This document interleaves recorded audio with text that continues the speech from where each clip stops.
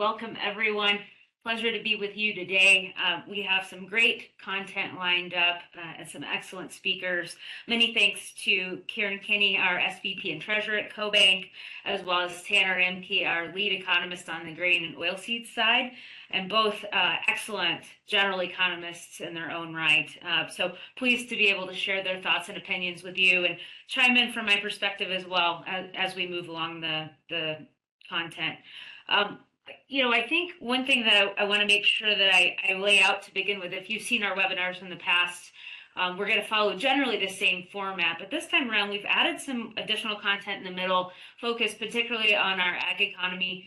I think that that's fundamental to a lot of things that we see from a rural economic standpoint, and I think covering that gives everyone a really good perspective of how that impacts the whole rural landscape, which is what CoBank supports through our lending and partnerships. So you'll see that today. I'd encourage you all to ask questions along the way. But all of that to say, the health of the rural economy impacts all sectors. If ag is doing well, ratepayers are doing well. If there are challenges, I think it's good for electric cooperatives and water companies to know as well. And so you'll see that feel, and hopefully that'll generate some questions from all of you. Looks like lots of folks from all across the country this morning. So maybe without further ado, we'll kind of move to this first slide to kind of give you a feel for the different areas that Karen and Tanner and I are going to touch on today. A lot of focus around growth and jobs. Inflation still continues to be a question across the country. Are we getting a handle on it? How is that working? Deficits, of course, are in focus. And then demographics and interest rates, which I'm sure all of you want to understand how those play into the mix here when we think about the health of the economy in the U.S. So with that, I'm going to turn it over to Karen and we'll get started. You're wonderful. Thank you, Tamara. And Paul, if you don't mind, give me control of the presentation. You should have controls now, Karen, if you want to just maybe click on that thumbnail view. Okay. Be able to advance it from there. Fantastic. So thank you again, everyone, for joining. Looking forward to a good conversation. There's just a lot going on. Like Tamara said, the economic outlook right now is fairly confusing. That picture on the screen that Tamara had could be me standing there scratching my head, wondering what's going on in the broader economy. And a lot of that is that there is enough differences that makes it very confusing to read. And so if you sort of take a look at, and you've probably heard the term the K-shaped economy, we've been talking about it for the last 3 years, but over the last 3 years, it's not been a K-shaped economy, but it's starting to shift more and more so into it. And what do you mean by that, right? The economy is evolving into a case of haves and have-nots. And you're going to see that throughout our presentation as we sort of go through it. And so when you look at it from the lens of the have-nots, it feels like everything is falling apart. And if you look at it from the perspective of the haves, everything seems to be booming. And I'm sure you all have experiences that you can point to. And that makes it very confusing to read. And so if you look at the U.S. economy, and this map is from some of the brilliant work done by Mark Zandi at Moody's, about a third of the U.S. economy is expanding. Right, and you can see that shaded in green in the map. You got a third that is in a recession or at risk of a recession, and a third that's treading water. But when you average all of this, the economy continues to grow. And it's very, very hard to sort of read into why is the Fed not cutting rates more, right? Why are interest rates not a lot lower? It's because the economy on average is continuing to do well. And that's what the Fed's looking at. The Fed has a very blunt tool, and we'll talk more about the Fed and Fed policy. But it is very hard for the Fed to target subsectors or states. The Fed has to set policy that works on average, and on average, the U.S. economy is growing. And so we'll talk more about why that makes it very challenging for the Fed to conduct monetary policy. So if you look at growth clearly has downshifted, right? In 2024, the U.S. economy GDP growth was averaging around 2.8%. In 2025, we have downshifted to an average of 1.25%. Again, as everyone is well aware, the U.S. government is shut down, and so we're not getting a lot of data. So we don't know how this has evolved. But readings from the Atlanta Fed that tries to estimate GDP showed that the third quarter bounced back really nicely, almost to 4%. But we expect Q4 to really slow down because of the government shutdown, and as way of payback. And so the back half is probably going to average somewhere between 2 and 3%. Between Q3 and Q4 when all is said and done. So again, on average, the US economy continues to grow. If you look at the bars, the colors, the dark blue is consumer spending. The consumers have pulled back. Q1 and Q2, there was a lot of tariff uncertainty that caused a lot of noise in the data. And you can see that the green bar is exports. You can see net exports fell in March as we imported ahead of tariff date. And then and we built inventories, which is the light blue bar, and it reversed itself in Q2 of 2025. Makes it very, very hard to read other than to say the economy downshifted. And you can see that when you look at it, taking out some of the noise and just focusing on final sales to private domestic purchasers. So it takes away some of the noise of imports, inventory build, and just focuses on final sales. And you can see even on this metric, we downshifted by roughly 50% from a 3% average in 2024 to 1.5% in 2025. So the economy was on a downward trajectory, and you could see that in the concerns that the Fed has been having about conducting policy and the 2 rate cuts we've gotten so far. But again, retail is holding up. We've been waiting for the consumer to fall apart. But on average, the consumer continues to hold up. Clearly, there are people in the economy struggling, and we'll talk more about it on the next slide. But the reason on average things are holding up is people still feel wealthy. We talk about the stock market being at all-time highs seemingly every day, right? And as people have wealth to spend, people are spending that wealth. And you can see the correlation between retail sales and household net worth. And so one thing to watch out for, if the stock market does end up having a fairly sharp correction, that's when we need to be concerned. But for now, again, when you look at consumers, a case of haves versus have-nots, again, more work by Goldman Sachs and Moody's on the screen. You can see the chart on the left shows that household net worth, the top 10% of the country, holds almost 2/3 of it. And that, if you look at it on the right, that translates into consumer spending. And on the right, you can see that on an inflation-adjusted basis, people in the bottom 80% of consumers are barely spending at the pace of inflation. The dotted line is inflation, and the red and blue lines are the lower and middle income percentile, which account for 80%. And their spending is growing, but at the rate of inflation. So no real spending is happening. And then you look at the lines on the top, people in the high income or the very high income bracket continue to spend. And they account for most of the spending. About half of the spending comes from the top 10%. And so when the top 10% is spending, you tend to see on average, the economy continues to do well. While you look at it from the perspective of an average American, they are struggling, right? And so it gets very, very hard to sort of balance out what you see versus what the data seems to show. Unfortunately, again, for the Fed, it is very hard for them to focus on subsectors given the tools that they have at their disposal.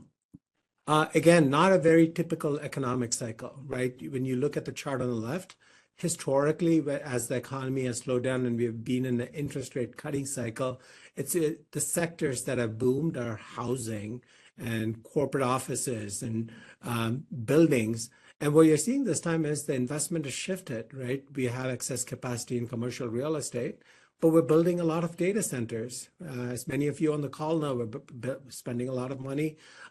We're trying to support the capacity that AI needs from electric generation, transmission, and distribution. And so the spending is happening. It's happening in different sectors. There's been a lot of press recently about how all the GDP growth is coming from AI-related investments. The chart on the right sort of disproves that. The reason for that is if you sort of look at AI spending and then look at GDP growth, the math would say all of it is coming from AI spending. The problem with that is a lot of AI-related components are imported, right? And so imports don't add to GDP, they subtract from GDP. And so when you sort of subtract and net out the impact of imports, you can see the blue bar, it is still a material portion of it. So it is adding to GDP growth, but it's not all of GDP growth. And so you're starting to see that AI is a meaningful contributor, but not all of it. But another sector to watch out for, if that starts to slow down for whatever reason, could have a big impact, given that is driving growth, all else held equal. So I think it's time for our first poll question here. So Paul? Yep. So first polling question. What do you guys think? Is AI artificially propping up equity markets today? Yes, no, or I don't know. Love to see the answers here from you guys. As Paul mentioned, polling on the right side of the screen, there should be a box that pops up. Tanner, what do you think? My bias is yes. AI is everywhere. It's those top six or seven companies that are driving the stock market. I'm not an equities analyst, but I think we all have to be equities analysts at some point or another. And it sounds like AI is really driving this whole thing. Yeah, good take. Karen, curious your interpretation of the Amazon announcement on Tuesday on job cuts and some of that being attributed to AI or maybe some stagnation on the labor side. And I'm sure you're going to get into that. Yeah, and I think that's a lot of people are watching for AI-related job cuts. And even though Amazon attributed to it, it's unclear if that's what drove it. Clearly, AI should be increasing productivity, right? That's why everybody's investing in it. But data is not showing that. Like all the analysis that show is that you're not really seeing sectors that would be impacted from AI actually leading to job cuts. And part of that is, I think the job cuts are happening because we did tend to overhire over the last few years as a country because we remember the struggles to hire people in 2022. And so a lot of companies ended up overhiring and not cutting as the economy slowed down. And so we're starting to see some of the catch up as opposed to the AI impacts. Yeah. Survey says 47% say yes. So pretty overwhelming number. 7% say no, and 20% say, or 19% say, who knows? So we'll move on to the next one. Thank you. Thanks for participating in the survey. So let's shift gears from growth to payrolls, right? So when you think about the three things that the Fed is watching for, and they're related as growth, employment, and inflation. So let's talk a little bit about employment. A lot of focus in the press about job revision. So we're not going to get into that, right? The president fired the BLS head because of all the job revisions. But the data shows job growth really slowed down over the last 3 months. You can see on the very right, the green dotted line shows that the 3-month average is running at around 30,000 jobs being created in the United States. But if you look at the blue line, which is the unemployment rate, it's gone up, but it's sitting right around where the Fed thinks long-term neutral unemployment is, which is right around 4.2%. You can see underemployment is starting to creep up as well, but for the most part, it's been going sideways. So it's unclear if the job situation is really deteriorating. And you can look at things like unemployment claims, which has sort of gone sideways as well, not showing that there's a lot of people staying on the government support after losing their jobs. So what gives? Part of the story, I think, is the supply of labor. So what job growth we typically think of is more about demand for labor, but we are seeing significant shifts with immigration policy that is leading to impacts from a supply of labor standpoint. And some of the work that the Dallas Fed has done seems to indicate that the U.S. economy, given our demographic profile and given immigration, that we can really support job growth around 30,000 jobs. So when you look at 30,000 jobs, it looks low in the context of 250,000 jobs you're growing in 2024, but it is still very low. It's still not going to lead to increases in unemployment rate because it's a supply issue, not a demand issue. So we'll see. I think we'll get more unemployment data once the government reopens. But for now, we'll continue to watch claims, right? Because we are still getting state-level claims data that the Fed's using.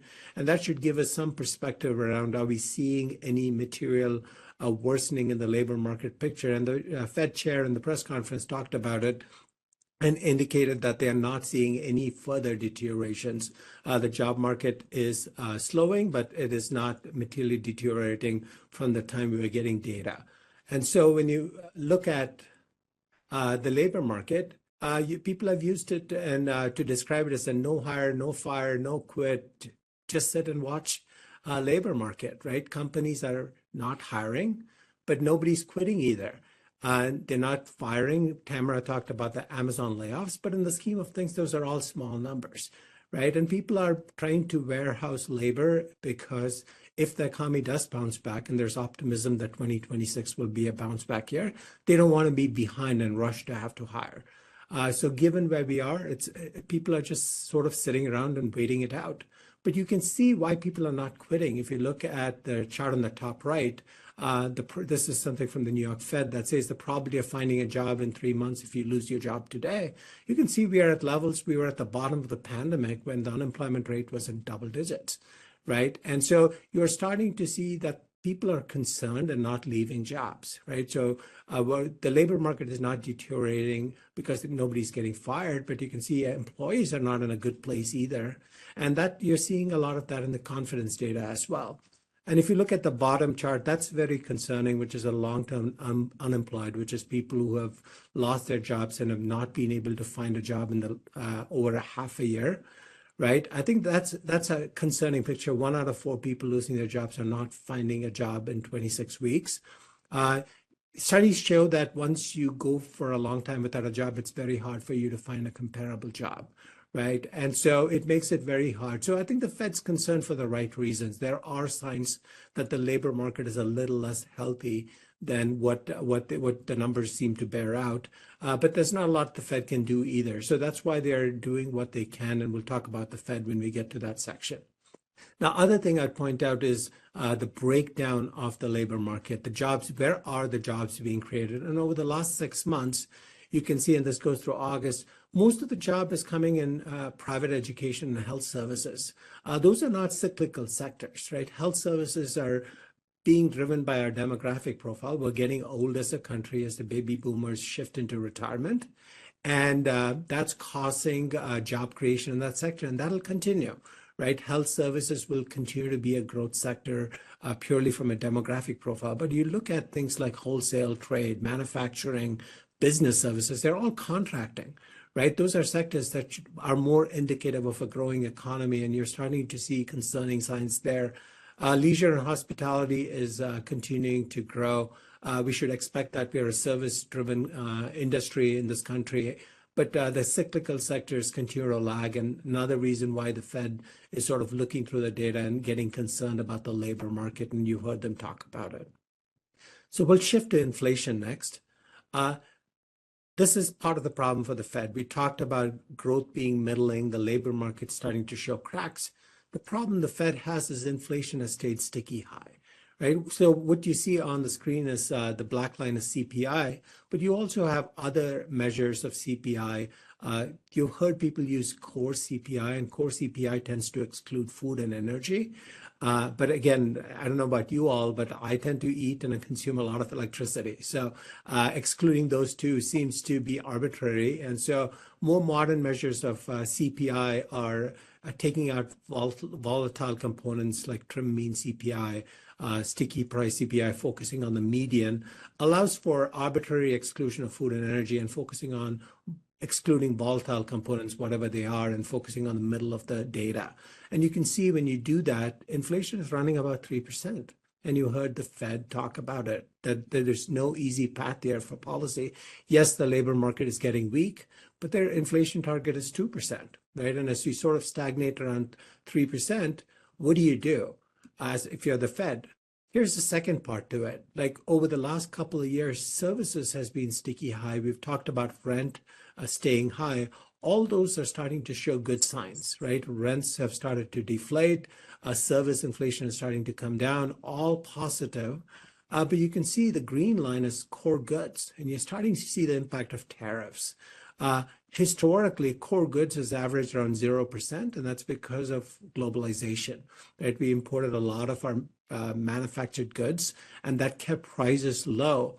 And as tariffs have started to lead to price increases, as well as deglobalization has led to goods prices starting to go up and trend towards 2%, even if services normalizes back to where we were pre-pandemic, which is around 3%, it'll be very hard to average 2% if goods starts to average 2%. And that's what has the Fed concerned. So do they look through the tariff related, which is what they're trying to do, and say this is a one-time jump? But if you start to see goods inflation stay stagnant around 2%, the Fed will start to get concerned because it's very hard for services to come down, especially once the immigration effects on labor start to show up over time and the economy starts to bounce back. We're going to have service inflation as well. And so the combination of those two will keep the Fed concerned. If tariff-related inflation starts to normalize back down, I think it'll give the Fed a little bit more comfort to be aggressive in normalizing policy. But inflation is a concern for the Fed. Karen, quick question, two questions for you, actually. Number one, how committed is the Fed to 2%? Is it still 2%, or are they quietly moving it to something more like 3%? Second question, and this is a little bit stickier, no pun intended.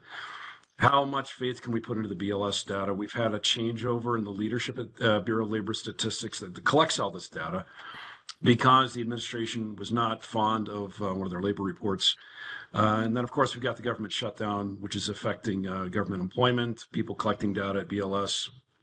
Thoughts on either of those two subjects? Absolutely. I think the data, again, these are credible employees trying to do their best to give you the best estimate that they can. The problem that we have is that they're not collecting data, right? If you go and look at how they do CPI, there are people all over the country going into grocery stores and trying to identify how much prices are and trying to compute changes. And given the government shutdown, the data collection has really come down. They were required to put a September CPI out, and we got that. But most of the prices were imputed, right? I think they had about 40% of actual prices and 60% was imputed because of just slowdown in data collection, ability to collect data. So I think that's going to be a problem as we sort of look over the next couple of months. Once the government opens, we will start to get the better data again. So it's not, yes, the data is going to be a little questionable, not because of the quality of the people doing it, but more because of the process and the ability to get the data that they need to get. And your question around 2% is 3% the new 2%? I think there's a lot of debate about it. There are some credible economists who think we should be targeting a higher level of inflation. The Fed's not there. The reason for that is you don't change your goalposts when you're behind it. Once you get to 2%, you can talk about changing a goalpost. But when you are 3%, if you keep changing it, you tend to lose credibility. And one of the most powerful tools the Fed has is its credibility. But let's see, we're going to get a new Fed chairman in just a little bit. And that president has been very clear about his objectives for the new Fed chairman. So depending on how the markets view the new Fed chairman's credibility, markets may reassess, is 3% the new 2%. But for now, there's still credibility at the Fed, and we'll talk more about it when we get to long-term interest rates and what markets are pricing. Thanks. Karen, we had a question come in on lead times and inflationary type pricing around some large electrical equipment like transformers and things like that. You know, from our perspective, we're still seeing some lead times. I think they've reduced a little bit compared to where we were in like 2022, 2023. But overall, it's still a little bit extended. And of course, prices are still higher. And I think you'll continue to see that for some time, especially as we think about what an infrastructure sort of investment cycle is looking like over the next decade. And so that's going to continue to be challenging and something that you should all be thinking about when you're budgeting and looking at both interest rate costs as well as equipment costs and investments. Thank you, Tamara. So let's quickly shift gear to the Fed, try to go through this fairly quickly. As all of you know, the Fed has a dual mandate, right? They're trying to keep employment low, and they view that as 4.2% as being neutral unemployment, and inflation target of 2%. And you can see we're running closer to 3 than to 2, and this uses the PCE measure, which tends to be about 0.5% below CPI. But the Fed is failing on the inflation target. The problem for them is that they are convinced that it is in the right trajectory and that there is room to normalize policy. And so they begin the process of cutting rates, right? They cut rates 100 basis points last year. They've cut rates 50 basis points this year, and the markets are pricing in more cuts to come. But let's move to the polling question, and we'll talk more about the Fed. Right. So polling question number 2, how many rate cuts will the Fed make in 2026, assuming they are 25 basis point cuts? A, 1 to 2, B, 3 to 4, C, 5 plus, D, no rate cuts, or E, they're going to hike rates.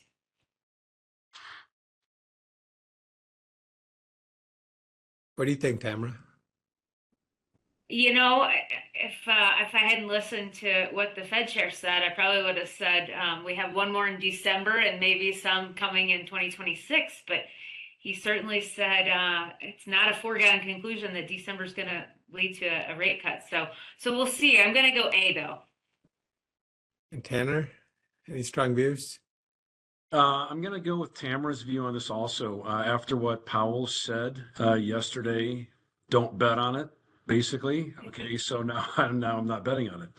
I'm gonna say A also. I'm gonna pull it back. I probably would have been in that B category, but now I'm at A. Yeah, we'll talk more in just a second once we get the poll result out.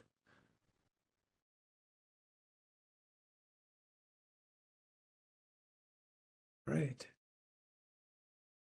So it looks like we have, I think the crowd agrees with you, about 50% in the 1 to 2 rate cut, even though there are some.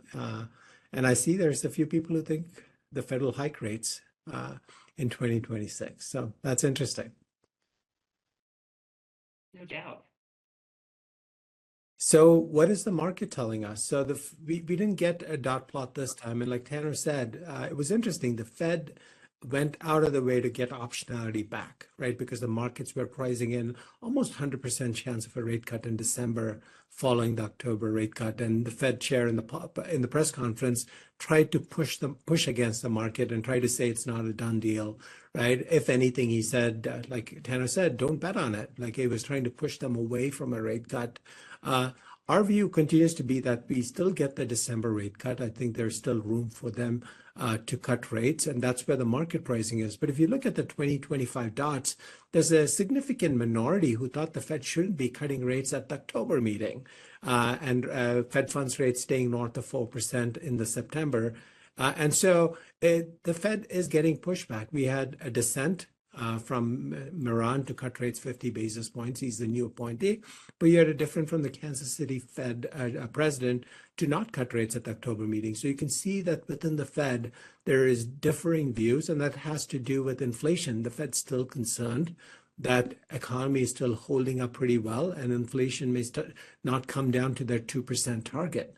And you can see the disconnect between what the Fed thinks the path of policy is, which is very gradual rate cuts, which is the blue line, versus what the market is pricing in, which is a little bit more aggressive rate cuts.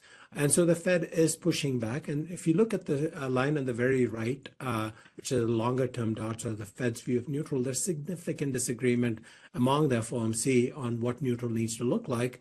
And with yesterday's rate cuts, you're within the upper end of neutral. And so markets are getting closer and closer to neutral. And so the Fed has less room to be wrong and being more aggressive. And so if you look at what we came into 2025, the green line is rate cuts that were expected in 2025, and we're expecting about 5 rate cuts, all of it front loaded. Well, we didn't get that path. The blue line is what actually happened. We didn't get rate cuts till September. And so markets, so by the time all is said and done, we probably got 75 basis points of the 117 that was priced in, but happened very late. And that was the easy thing because rates were still high. Now rates are going to be in the range of neutral. Markets are pricing in at least 3 rate cuts. This is a red line. And don't be surprised if the path of policy next year looks more like this year, where the Fed is a lot more gradual than the market is pricing in. Again, absent a recession, if there's a shock to the economy and the economy falls apart, the Fed will react to that. But markets continue to seem to be getting ahead of it. And the Fed is starting to push back against markets because I think they realize that they need more time to assess the data and make sure inflation is trending lower before they cut rates, and they don't want to surprise the market. The other thing to keep in mind is financial conditions remain very, very easy. So the blue line is the Goldman Sachs Financial Condition Index. Lower numbers are easier financial conditions. Higher numbers are tighter financial conditions. And if you sort of look at the red dotted line and go across and see where financial conditions are, they're at levels that were in 2022, and the Fed funds rate was at 2.5%. So even though Fed funds rate is north of 4% or below 4% after their last cut, overall financial conditions remain very easy. Part of that is credit spreads remain very tight. The equity market is doing well. The dollar is weaker. And the combination of that is keeping financial conditions very easy. And it makes it very hard for the Fed to say, I need to put more accommodation through rate cuts in the system, and conditions are easy because that's how you cause bubbles, right? To our first question around AI. If you're concerned about bubbles, the last thing the Fed needs to do is feed that bubble by cutting rates very aggressively. And that's why the Fed's starting to get very cautious. Another way to think about that is looking at it on a Taylor rule model. And some of you may have seen this. The Taylor rule model predicted in 2021 that the Fed should aggressively raise rates as inflation bounced. The red line is what the Fed actually did, and they fell behind, and we saw what happened. And right now, the similar models are saying Fed funds rate around 4% is neutral and is where policy needs to be, and we're below that. And so to expect the Fed to cut more aggressively from here, I think is concerning, right? We need to see inflation come down. We need to see growth slow before the Fed reacts. But the markets, again, continue to get ahead. So be careful when you think about the path of policy because it has implications for long-term rates. So going to the next poll question, and I'll turn it over to Tanner after that. Yeah, Paul, I know you were going to try to take back the presentation and make sure the poll launched, and it looks like some folks lost the slides on it. So maybe just a moment on that.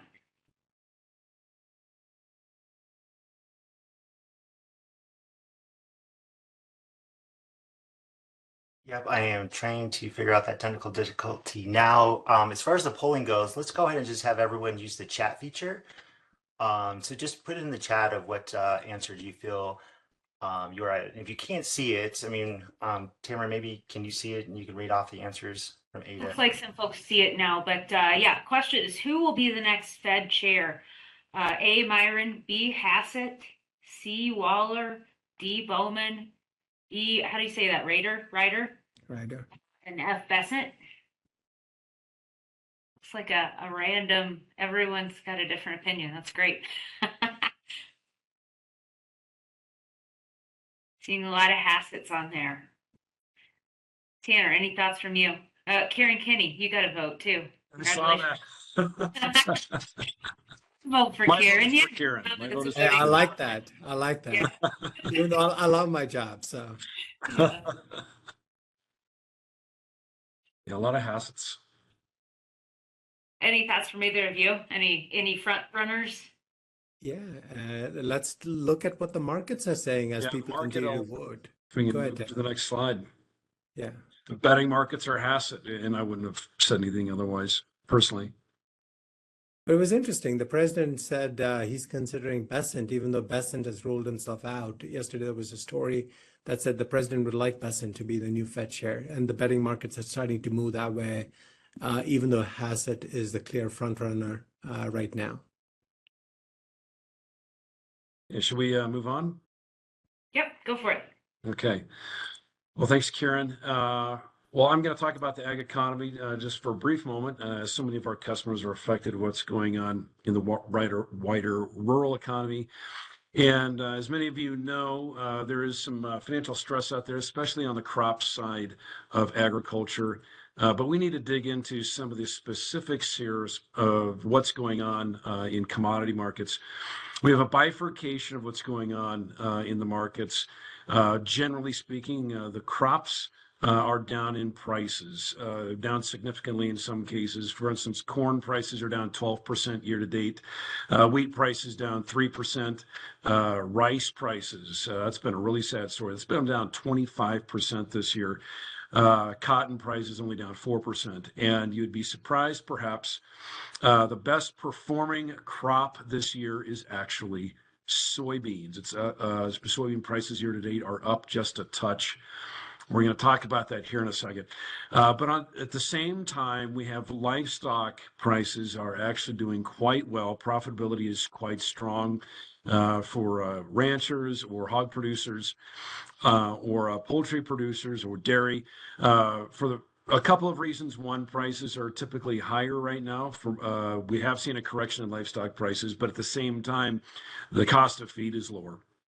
And so that's going to improve your feeding margins. And so we're seeing this bifurcation where crop prices are lower, but livestock is doing much better. And so that's kind of masking what's going on in the agricultural economy and showing a bit of an improvement on the whole. We're going to talk about government payments here in a moment. But really, we have to talk about this dual economy in agriculture, really to understand really what's going on. This is some data that's from the Kansas City Fed on farm loan repayment rates from their surveys of community banks, and it's been falling, since we peaked a few years ago. Remember, we're falling from a very high. Okay, farmers were doing quite well back in 21 and 22, and so what did farmers do when they had money? They paid down their loans at the banks, and so that is now that trend has been continuing. But now to a more concerning level where we're seeing more distress out there. Farm credit quality is deteriorating, and there's more concern here about bankruptcies. Bankruptcy filings, per the Chapter 12 data from the U.S. courts, is climbing. Chapter 12 bankruptcy is for family farm reorganization. It has been climbing. Now, we got to keep in mind as well, we are not anywhere near the 1980s, which was when we had the 1980s farm crisis. We had a drop in commodity prices. We had interest rates double. And as a result, farmers were upside down on their farm loans, on their ag loans, and the price of land collapsed. We're a far cry from what we had in the 1980s. But that's not to minimize what we're seeing right now. The distress is climbing. And we have to keep in mind, though, this is not really across the sector. It is right now, presently, really localized in a handful of states. We have Arkansas really leading the stress in farm bankruptcies. You can see there, Arkansas had 19 so far this year of total farm bankruptcies, followed closely by Iowa and Georgia. So why these states? Well, first of all, let's really zoom in on Arkansas. And we talked about rice prices down 25% this year. Arkansas happens to be the rice producing state, the main rice producing state. And then, of course, cotton prices down, and then corn and soybeans. So all of those crops are down for the year, and production costs at the same time are fairly resilient. Okay, so as we know from history, input costs are very slow to catch up to commodity markets. And as we've seen over the last couple of years, commodity prices have come down. We would normally anticipate the cost of production to start falling as well. Except the government has decided to step in and to help U.S. farmers. We had a payment earlier this year around March, about $10 billion. And that had been passed under the Biden administration. And then we have here recently, the government opened back up the FSA offices to administer the payments of ARC payments and PLC payments. That's just business as usual, really. But now we have the Trump administration talking about $10 to $15 billion in more payments, kind of to offset trade losses with the trade war with China. So USDA is forecasting a substantial increase in government payments this year, and that's affecting total net farm income. USDA is forecasting an increase in total net farm income. Now, we just saw in the data a little bit ago, we have a bifurcation in the ag economy. We are seeing distress building in farm loans. So we have to pay attention to that data, but we can't ignore this either.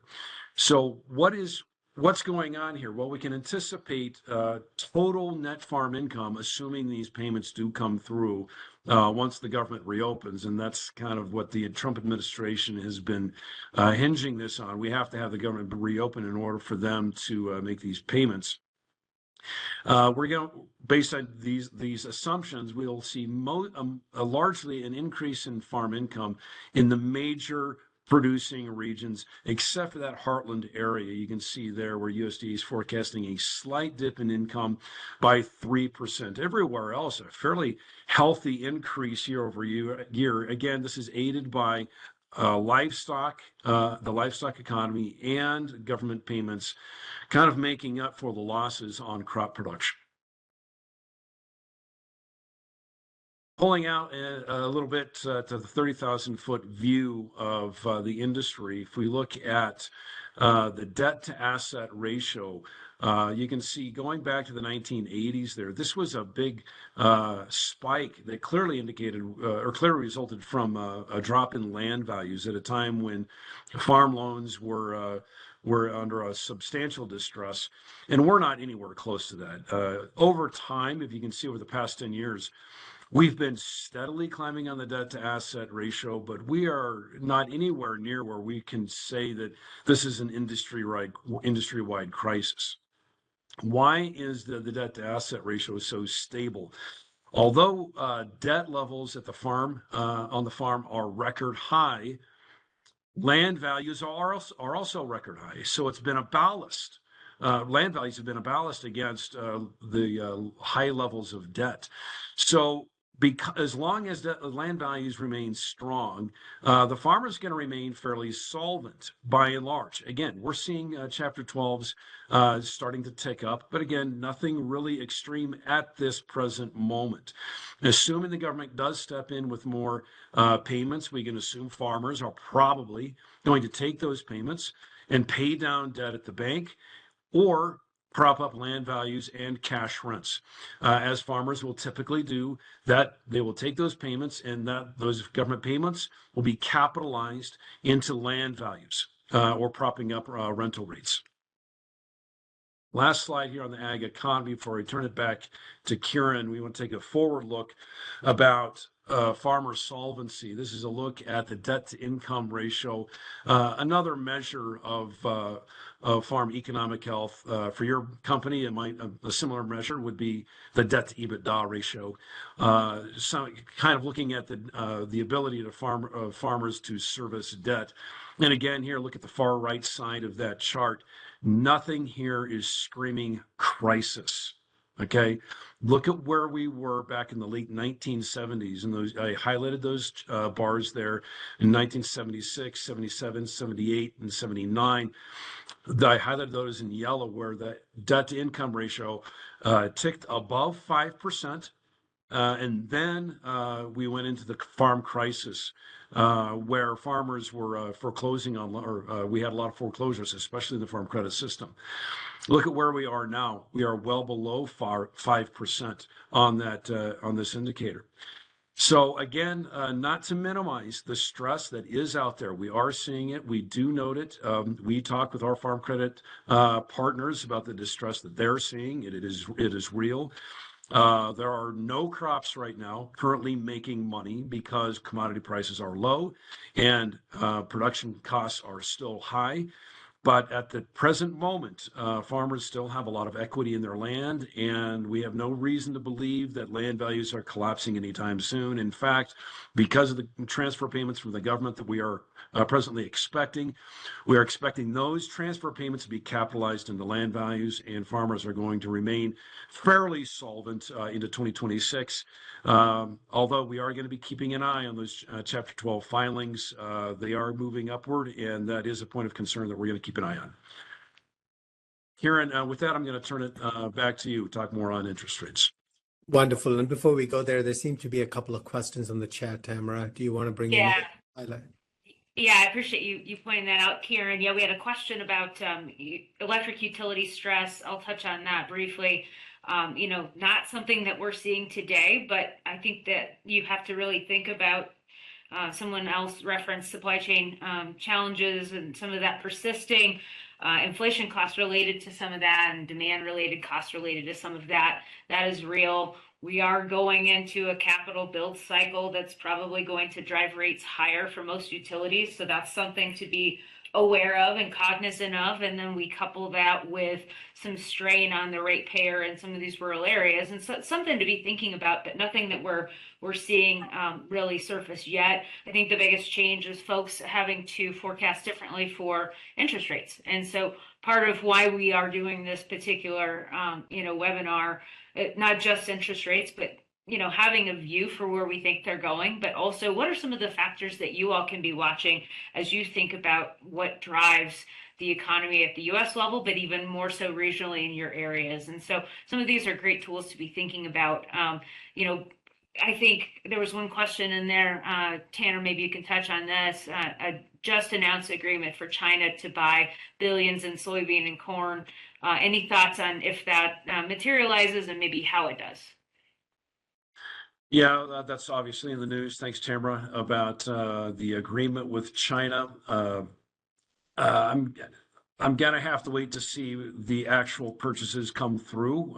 If you all recall the phase one agreement back in 2020, where China pledged to buy a lot of commodities from the U.S., they did not fulfill that agreement. I will point out also that what China agreed to, I believe, was 25 million metric tons of soybean purchases from the U.S. That's typically what they do anyway. So what they're pledging to do is we'll just do what we've always done if we feel like it. We'll see it when we see a type of agreement. I wouldn't put anything beyond that. They didn't pledge anything more than that. That was beyond what they normally do. And given their past experience with China, I'd be very cautious about putting any weight behind that agreement of 25 million tons. Remember, at the same time, Brazil had a substantial increase in acreage this year. China does not need soybeans. They stockpiled heading into the agreement, knowing full well that this was going to give them leverage to say, we'll do what we want. And it kind of seems like that's where we're at with China. So it's good news, I think, to see that the trade tensions have cooled off. But I'm a little cautious about saying that this is a major turn of events. Thank you, Tanner. So shifting gears to interest rates, right? Let's try to connect all the dots and bring it home to what really matters, what's going on with interest rates. And if you look at the decomposition of 10-year Treasury yields, we break it down into its components. The hard thing to do this just after a Fed meeting is markets move. So rates are higher than what you see on the screen. 10-year notes were 397 going into the Fed meeting. We're sitting right around 410 right now, 13 basis point sell-off. And a lot of that has come in real rates as the markets are recalibrating the path of policy, like we discussed earlier in the presentation. But for you to think about, like one of the things I'd highlight is the still low level of term premium. We have about 50 basis points of term premium, which is a red bar that's priced in. And when we get to some of the structural factors and talk about deficits, that number is historically low. Right, historically, term premium pre-QE sat in the 100 to 200 basis point range. So when you sort of think about what rates could do, even if you believe in all the components, expect inflation to come down and real rates to stay where they are, rates could still rise purely from term premium going up when you're talking about the 10-year Treasury yield. And for the last many years, the focus, as the young folks say, would be TINA, which is there is no alternative. Unfortunately for us, there are alternatives. If you look at global yields, they've all gone up. And what you see on the screen is global yields on an FX hedged basis converted to US dollars. And you can see Japan, which has been the biggest buyer of US treasuries because their yields were close to zero for a very long period of time. On a hedged basis, 10-year Japanese yields are now almost 100 basis points, 125 basis points above US treasuries. So Japanese are starting to take their money back, right? And so when you look at other markets, the US treasury yield is actually one of the lowest on a dollar hedged basis. And so foreigners are less willing to buy our debt. And something to keep in mind as you think about where interest rates are headed, no matter what the Fed's going to do. And again, I wanted to show this chart and tell you rates are likely to go higher, but they've already gone higher. So I'll take credit for that. If it had broken down, I would have probably said I was going to use this chart to say it was going to go lower. But the point here is that markets are range bound. And this has been true for the last 2 years. What you see on the screen is 1 and 2 standard deviation bands. And the black line is the 1-year moving average. And you can see how flat that line looks around 430, basically saying markets have gone nowhere on average. And the point behind this chart is as you think about your own investment needs and planning needs and needing to lock in interest rates, take advantage of drops in markets to dollar cost average. Who knows where rates are going to go? We've seen the cycle, markets priced in Fed rate cuts and getting to 2 3/4. And we were barely able to get to 4% 10-year yields. And so for rates to go a lot lower, we should be expecting a severe recession and Fed to cut rates through 3% very aggressively and staying there, which doesn't seem to be the case based on the data that we have right now.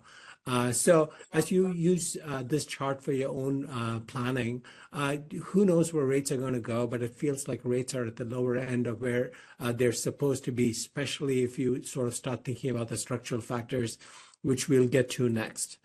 If you look at demographic profile of the United States, we continue to shrink as a country. I think the last time we had this chart in one of our presentations, our organic growth rate, which is death minus births, was going to go negative in 2034. We've pulled that forward 3 years, where we're organically going to stop growing as a country by 2031. The light green area is immigration, and we all know what's going on there, and there's a lot of uncertainty. And to the extent immigration slows down more so than what the CBO is projecting, we will continue to grow slower, and that has impacts. Especially immigrants tend to be coming into work, so it has a very large effect on the supply of labor and inflation.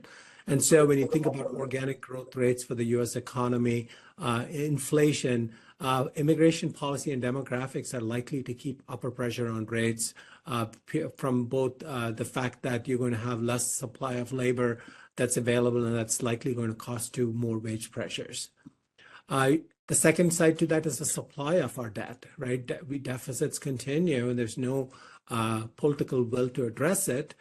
Tariffs are helping, but we got the Supreme Court ruling, and to the extent that changes, it could put upward pressure on interest rates as well.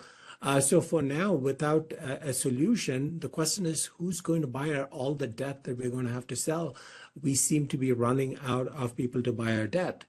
And a good way to think about it as foreigners, we talked about there are alternatives. You can see China has gone from roughly 20% of all foreign holders to 8%, partly because they were shifting initially to ag commodities, right? They were stockpiling ag commodities in anticipation of a tariff war, and then they've started shifting to gold, and you see what gold is doing.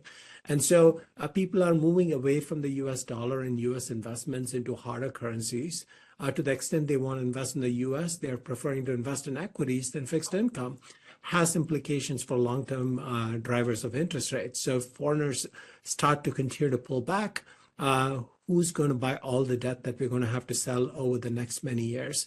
And I think that's going to keep pressure on interest rates, especially longer interest rates and term premium to the upside, going back to the conversation around making sure you take advantage of dips in the market to dollar cost average. So in summary, growth is slowing down. Job growth, we talked about the no hire, no fire, no quit economy. Inflation is concerning. There are good signs on the services side, quite a bit of uncertainty on the good side. Deficits are a problem with no end in sight. expected to increase to 180% of GDP in the next 30 years. Somebody has to buy all that debt, and that's going to keep pressure on interest rates. We talked a little bit about some of the demographic challenges. And what does that mean for interest rates? For now, in the short term, with the Fed in an easing cycle, rates are likely to be low range bound in the near term, 380 to 430 in 10-year yields. Long term, a little wider, 370 to 470. But again, right now, if the economy holds, it is likely that the pressure is for higher rates and drift back to that 430 level, which has been the one-year moving average. So with that, I'll turn it over to Tamara to see if there are any questions or close us out. You guys covered a lot of the questions that we got towards the latter half. So with that, I think we can end maybe a couple minutes early. I think this was a great summary. Appreciate Karen and Tanner pulling this together, giving everyone some candid thoughts on what's going on and what to expect maybe over the next few months. I think all of this has been super helpful for, I know, our customers as well as our association partners and a lot of customers across CoBank. So thank you for your time. Thank everyone for your questions, and happy Thursday. Thank you, everyone. Thanks, everyone. Bye.